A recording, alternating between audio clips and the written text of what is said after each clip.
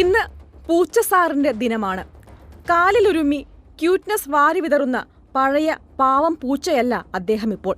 ശക്തരിൽ ശക്തൻ, എതിരാളിക്കൊരു പോരാളി, ധീരതയുടെ പര്യായമെന്നൊക്കെ social media വാഴ്ത്തുന്ന പൂച്ച സാറാണ്.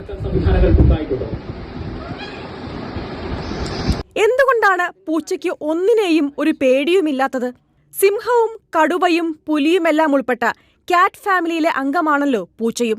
ഈ മാർജാര കുടുംബം സ്വാഭാവിക വേട്ടക്കാരാണ്. പതുങ്ങിയിരിക്കലും ചാടി വീഴലും കീഴടക്കലും ജന്മസ്വഭാവമാണ് എന്ന് അർത്ഥം.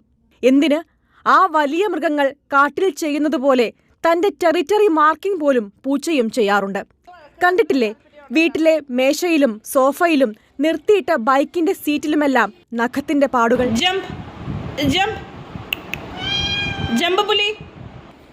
ഏറ്റവും വേഗവും കൃത്യവുമുള്ള റിഫ്ലെക്സ് ഉള്ള ജീവിയാണ് പൂച്ച.